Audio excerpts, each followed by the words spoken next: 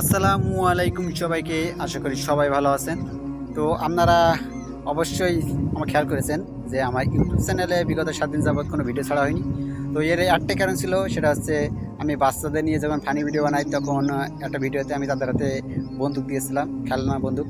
তো YouTube channel সেটা একটু খারাপভাবে দেখেছে, সেই জন্য আমার ইউটিউব চ্যানেলে 7 দিন ভিডিও ছাড়া বন্ধ রাখছিল, মানে কপিরাইট স্ট্রাইক দিয়েছিল আর কি।